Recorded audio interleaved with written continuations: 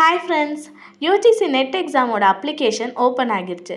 Apply பண்ண நினைக்கிறவங்க முன்னாடியே பண்ணிடுங்க. லாஸ்ட் டே வரைக்கும் யாரும் டிலே பண்ண வேணாம். யூஜிசி நெட் பேப்பர் 1 சிலபஸ் நம்ம பார்த்துட்ருக்கோம். அதில் முக்கியமாக கம்யூனிகேஷன். இது models of communication part 2 video. Part 1 வீடியோட லிங்க் டிஸ்கிரிப்ஷனில் இருக்குது, பார்க்காதவங்க பார்த்துக்கோங்க. பார்ட் 1 வீடியோவில் நம்ம லீனியர் மாடல் பற்றி ஃபுல்லாக பார்த்துருப்போம். ஸோ இந்த வீடியோவில் நம்ம interactive model and transactional model ஃபுல்லாக பார்க்க போகிறோம். First one interactive model. Interactive model பார்த்தோன்னா இது ரொம்ப டைனமிக் மாடலாக இருக்கும். நம்ம லீனியர் மாடல் பார்க்குறப்ப சொல்லியிருப்போம், லீனியர் மாடல் எல்லாமே ஒன் வே கம்யூனிகேஷனாக இருக்கணும். வேரஸ் இன்ட்ராக்டிவ் அண்ட் டிரான்சாக்ஷனல் ரெண்டுமே பார்த்தோன்னா 2 வே கம்யூனிகேஷனாக இருக்கும். இன்ட்ராக்டிவ் மாடல்ஸ் எல்லாமே இன்டர்நெட் பேஸ்ட் அண்ட் மீடியேட்டட் கம்யூனிகேஷனில் யூஸ் பண்ணுவாங்க. அதாவது டெலஃபோன் கான்வர்சேஷன், லெட்டர்ஸ் அந்த மாதிரி இருக்கும். ஸோ இன்ட்ராக்டிவ் கம்யூனிகேஷனில் பார்த்தோன்னா ஃபீட்பேக் எப்படி இருக்குன்னா ஸ்லோவாகவும் இன்டைரக்டாகவும் இருக்கும். எல்லா இன்ட்ராக்டிவ் மாடல்ஸ்லேயும் மெயின் எலமெண்ட்ஸாக என்ன இருக்கும்னா sender, message, receiver, feedback and field of experience தான் இருக்கும். ஃபீல்ட் ஆஃப் எக்ஸ்பீரியன்ஸ்னால் ஒன்றும் இல்லை, ஒரு பர்சனோட பாஸ்ட் எக்ஸ்பீரியன்ஸ், அவங்களோட பர்சனல் ஹிஸ்ட்ரியை ரெப்ரசன்ட் பண்ணுறது தான் ஃபீல்ட் ஆஃப் எக்ஸ்பீரியன்ஸ்னு நம்ம சொல்வோம். இன்ட்ரோலே டைம் வேஸ்ட் பண்ணது போதும், நம்ம மாடலுக்குள்ளே போகலாம். ஸோ இன்ட்ராக்டிவ் மாடலில் ஃபஸ்ட்டு மாடல் ஆஸ் குட் ஸ்டாம்ப் மாடல் ஆஃப் கம்யூனிகேஷன். ஸோ இந்த மாடல் பார்த்தோன்னா இது ஒரு சர்க்குலர் மாடல். அதாவது அந்த என்கோடிங் டீகோடிங்க்கு நடுவில் மெசேஜஸ் 2 டைரக்ஷனில் ரன் ஆகுறதா இந்த மாடலோட ஒரு ஸ்பெஷாலிட்டி. இந்த மாடல் இன்டர்பர்சனல் கம்யூனிகேஷனை டிஸ்கிரைப் பண்ணுறதுல ரொம்ப ஹெல்ப்ஃபுல்லாக இருக்கும்.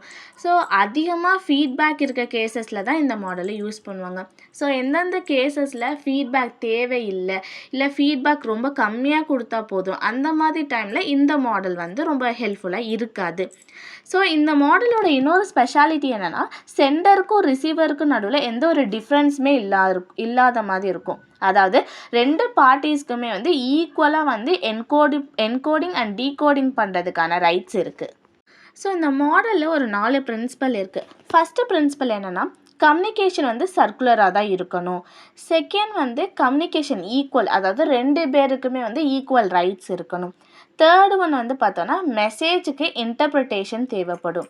அண்ட் லாஸ்ட்டாக பார்த்தோன்னா என்கோடிங், டீகோடிங், இன்டர்பிரிட்டிங், இது 3மே அந்த டயக்ராமில் கண்டிப்பாக ப்ரெசென்ட் ஆகி இருக்கணும். சரி, இந்த மாடல் ஒரு எக்ஸாம்பிளோட பார்ப்போமா? எக்ஸாம்பிள், நீங்கள் உங்களை நினச்சிக்கோங்க, நீங்கள் காலேஜ் எல்லாம் முடிச்சு ஒரு ஜாபில் நல்லா செட்டில் ஆகிட்டீங்க.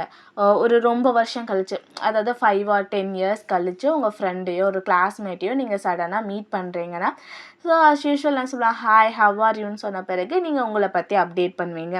ஸோ நான் இங்கே இன்னும் ஜாபில் ஒர்க் பண்ணுறேன், இத்தனை வருஷம் ஒர்க் பண்ணுறேன், மேரேஜ் ஆயிடுச்சு, இந்த ஊரில் இப்படி தங்கியிருக்கும், இந்த மாதிரி நிறைய உங்களை பற்றி அப்டேட் பண்ணுவீங்க. ஸோ நீங்கள் முடித்த பிறகு உங்கள் ஃப்ரெண்டு அவங்கள பற்றி அப்டேட் பண்ணுவாங்க. அவங்க என்ன பண்ணுறாங்க, எங்கே இருக்காங்க, என்ன இப்போ அவங்களோட சுச்சுவேஷன் என்ன, இதை பற்றியெல்லாம் அவங்க சொல்லுவாங்க. ஸோ இதுதான் இந்த மாடல், ஆஸ் குட் ஸ்டாம்ப் மாடல். ஸோ 2 பேருமே பார்த்தோன்னா ஈக்குவலாக அவங்கள பற்றி அப்டேட் பண்ணிக்கிறாங்க. ஸோ இந்த இதில் பார்த்தோன்னா என்கோடிங், டீகோடிங் எல்லாமே ஈக்குவலாக இருக்குது. அதாவது அவங்க 2 பேருமே அவங்கவுங்களுடைய மெசேஜை இன்டர்பிரேட் பண்ணி சொல்கிறது தான் இந்த மாடல். ஸோ இதோட இந்த மாடல் முடிஞ்சிருச்சு. ஸோ நெக்ஸ்ட்டு நம்ம Westley and MacLean model of கம்யூனிகேஷனை பார்க்கலாம். Westley and MacLean model of communication mass கம்யூனிகேஷனை எக்ஸ்பிளைன் பண்ணுறதுக்கு யூஸ் பண்ணுவாங்க. ஸோ இந்த கம்யூனிகேஷன் பார்த்தோன்னா சென்டரில் ஸ்டார்ட் ஆகாது, ராதர் தென் இது என்விரான்மெண்டல் ஃபேக்டர்ஸில் ஸ்டார்ட் ஆகும். ஸோ இதில் அந்த சென்டர், ரிசீவர் அவங்களோட ஆப்ஜெக்ட் ஆஃப் ஓரியன்டேஷனை தான் நம்ம கன்சிடர் பண்ணுவோம். ஸோ என்விரான்மெண்டல் ஃபேக்டர்ஸ்னால் அது எந்தெந்த என்விரான்மெண்டல் ஃபேக்டர்ஸ் அந்த ஸ்பீக்கரை இன்ஃப்ளூயன்ஸ் பண்ணுது.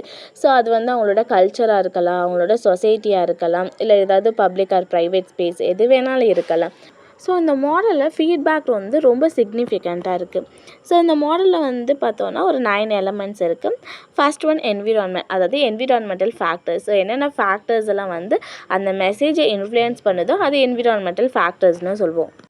அண்ட் செகண்ட் ஒன் சென்டர்னால் நம்ம எல்லாருக்குமே தெரியும்ல, யார் அந்த மெசேஜை ஸ்டார்ட் பண்ணுறாங்களோ அவங்கள தான் நம்ம சென்டர்னு சொல்லுவோம். தேர்டு ஒன் ரிசீவர்னால் யார், அந்த மெசேஜை யார் ரிசீவ் பண்ணுறாங்களோ அவங்கள தான் ரிசீவர்னு சொல்வோம். And then fourth one gatekeeper. So gate கீப்பர்னா எடிட்டர் மாதிரி. இப்போ எப்படி எல்லா நியூஸ் பேப்பருக்கு எடிட்டர்னு இருப்பாங்களோ அந்த மாதிரி இந்த மெசேஜை எடிட் பண்ணுற ஒரு பேர் தான் வந்து gate keeper. 5th one feedback உங்களுக்கே தெரியும். நெக்ஸ்ட்டு வந்து x1 x2 x3 அதாவது x1 x2 x3ன்னு இருக்கும். ஸோ இது எல்லாம் வந்து பார்த்தோன்னா sensory experience, object of orientation, center ரிசீவரோடது. அண்ட் லாஸ்ட்டாக 9th எலமெண்ட் வந்து ஒப்பீனியன் லீடர். இது ஒரு எக்ஸாம்பிளோட பார்ப்போமா? இப்போ நீங்கள் வந்து ஒரு கம்பெனியில் ஒர்க் பண்ணுறீங்க. ஆஃபீஸ் டைம் வந்து மார்னிங் 9:30ன்னு சொல்கிறாங்க. நீங்கள் அஸ் யூஸ்வல் எப்போயும் கிளம்புற மாதிரி கிளம்பி போகிறீங்க. பட் சடனாக வந்து வழியில் ஒரு ஆக்சிடெண்ட் ஆனதுனால ரோடை பிளாக் பண்ணிட்டாங்க. ஸோ என்ன பண்ணணும்னு தெரியாமல் நீங்கள் என்ன பண்ணுறீங்கன்னா உங்கள் பாஸுக்கோ இல்லை உங்கள் கொலீக்கோ ஃபோன் பண்ணி இப்படி வந்து வர வழியில் ஆக்சிடெண்ட் ஆகிடுச்சு, நான் வர லேட் ஆகும், ஸோ வந்து பெர்மிஷன் கொடுங்க அப்படின்னு நீங்கள் பெர்மிஷன் வாங்குவீங்களே. ஸோ அதுதான் இந்த ஹோல் ப்ராசஸ்ஸே. எக்ஸ்ட்ராவாக அந்த ஒப்பீனியன் லீடர்ஸ்னு இருக்காங்களா, அவங்க வேறு யாரும் இல்லை, இந்த political leaders, mass media influence. So அவங்க வந்து என்ன பண்ணுவாங்க, உடனே இதை பற்றி கருத்தாக தெரிவிப்பாங்கள்ல. ஸோ அதுதான் ஒப்பீனியன் லீடர்ஸ். அவ்வளோதான் இந்த மாடல் முடியுது. ஸோ இன்ட்ராக்டிவ் மாடல்ஸ் முடிஞ்சிருச்சு. நெக்ஸ்ட் ஒன் வந்து டிரான்சாக்ஷனல் மாடல்ஸ். டிரான்சாக்ஷனல் மாடல்ஸ் தான் இருக்கிறதுலே மோஸ்ட் டைனமிக் மாடல். ஸோ இந்த மாடலில் தான் ஃபஸ்ட் டைம் சென்டர் ரிசீவருக்கு ஒரு புது டேர்மான கம்யூனிகேட்டர்ஸ்னு ஒரு டேர்ம் கொண்டு வந்தாங்க. ஸோ இந்த மாடலில் கம்யூனிகேஷனை ஒரு டிரான்சாக்ஷனாக தான் கன்சிடர் பண்ணாங்க. இந்த மாடல் மூலயமா ரிலேஷன்ஷிப் க்ரியேட் பண்ணலாம், நிறைய கிராஸ் கல்ச்சுரல் பாண்டு க்ரியேட் பண்ண முடியும், நம்ம ஒப்பீனியன்ஸை ஷேப் பண்ண முடியும். இந்த மாடலில் தான் social roles, relational roles and cultural context எல்லாம் இன்ட்ரடியூஸ் பண்ணுறாங்க. டிரான்சாக்ஷனல் மாடலில் first model Barnlund's model of communication. இந்த கம்யூனிகேஷன் மாடலில் கம்யூனிகேஷன் வந்து ஒரு சர்க்குலர் ப்ராசஸில் நடக்கும். அண்ட் தென் ஒரு மல்டிலேயர்டு ஃபீட்பேக் சிஸ்டம் இதில் இருக்கும். இப்படி மல்டிலேயர்ட் ஃபீட்பேக் சிஸ்டம் இருக்கனால போத் சென்டர் ரிசீவர் ரெண்டு பேருமே அந்த மெசேஜை வந்து அஃபெக்ட் பண்ண முடியும். சென்டர் ரிசீவர் வந்து அவங்களோட பிளேஸை வந்து இன்டர்சேஞ்ச் பண்ணிக்கலாம். ஸோ சென்டர் ரிசீவராகவும் இருக்கலாம், ரிசீவர் சென்டராகவும் இருக்கலாம். ரெண்டு பேருக்குமே ஈக்குவல் இம்பார்ட்டன்ஸ் இதில் கிடைக்கும். இந்த மாடல் வந்து எங்கெங்கே ஹெல்ப்ஃபுல்லாக இருக்கும்னா ஃபேஸ் டு ஃபேஸ் இன்ட்ராக்ஷன் பண்ணுறப்ப, டெலிஃபோன் கான்வர்சேஷன், மீட்டிங்ஸ்லலாம் இந்த மாடல் வந்து ரொம்ப ஹெல்ப்ஃபுல்லாக இருக்கும். ஸோ இந்த மாடலோட ஒர்க்கே public cues, private cues and behaviour க்யூஸை வந்து டிஃப்ரென்ஷியேட் பண்ணி காமிக்கிறது தான். ஸோ அதை தான் அந்த டயக்ராமில் ரெப்ரசன்ட் பண்ணியிருக்காங்க. கம்யூனிகேஷன் மாடலில் நம்ம லாஸ்ட்டாக பார்க்க போகிறது டான்ஸ் ஹெலிக்கல் மாடல். இந்த மாடலில் கம்யூனிகேஷன் வந்து ஒரு சர்க்குலர் ப்ராசஸில் ரன் ஆகிட்டுருக்கும். கம்யூனிகேஷன் ப்ராக்ரஸ் ஆக ஆக இந்த மாடல் ரொம்ப காம்ப்ளிகேட் ஆகும், அதாவது ரொம்ப காம்ப்ளெக்ஸாக மாறும். இதில் ஃபீட்பேக் தான் வந்து நெக்ஸ்ட்டு ஸ்டேட்மெண்ட்டை இன்ஃப்ளூயன்ஸ் பண்ணுன்னு சொல்கிறாங்க. நான் ஆல்ரெடி பேசின ஒன்றுக்கும் இப்போ நான் பேசுகிறதுக்கும் வந்து எந்த ஒரு கனெக்ஷனுமே இல்லாத மாதிரி இருக்கும். ஏன்னா கம்யூனிகேஷன் வந்து ரிப்பீட் ஆகக்கூடாது, அதுதான் இதோட டார்கெட்டாக இருக்கும். ஸோ டான்ஸ் ஹெலிக்கல் மாடலோட டயக்ராம் இப்படி தான் இருக்கும். இனிஷியேஷன், இன்டர்ப்ரிட்டேஷன், ரெஸ்பான்ஸ், ஃபீட்பேக் அப்படின்னு ஒரு சர்க்குலர் ப்ராசஸில் ரன் ஆகிட்டு இருக்கும்.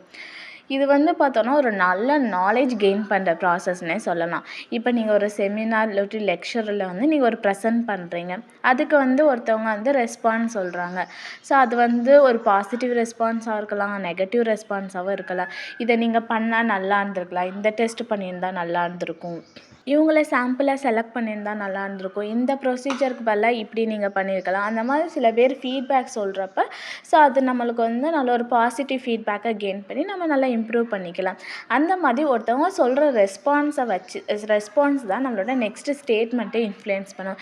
இப்போ அவங்க ஒரு விஷயம் நம்மளுக்கு யூஸ்ஃபுல்லாகிற மாதிரி சொன்னாங்கன்னா நம்ம அதை நல்லா கீப் இட் பண்ணோன்னா நல்ல நாலேஜ் நம்ம கெயின் பண்ணிக்கலாம். ஸோ இந்த மாடல் நம்ம கரெக்டாக யூட்டிலைஸ் பண்ணோன்னா நம்மளோட நல்ல நாலேஜ் வந்து நல்லா கெயின் ஆகும். இப்போ ஒவ்வொருத்தவங்கள்ட்டேருந்து நம்மளுக்கு ஒவ்வொரு ஃபீட்பேக் கிடைக்கிறப்ப நம்ம நிறையா கற்றுக்கலாம். இப்போ அது மட்டும் இல்லாமல் சம்படீஸ் வந்து சரி நாங்களே சொல்லித்தரோம் அப்படின்லாம் சொல்கிறப்ப நம்மளுக்கு நல்ல ஒரு எக்ஸ்பீரியன்ஸும் கெயின் ஆகும். ஸோ இதோட மாடல்ஸ் ஆஃப் கம்யூனிகேஷன் முடியுது. ஸோ தேங்க்ஸ் ஃபார் வாட்சிங் as. Subscribe for more videos. Bye.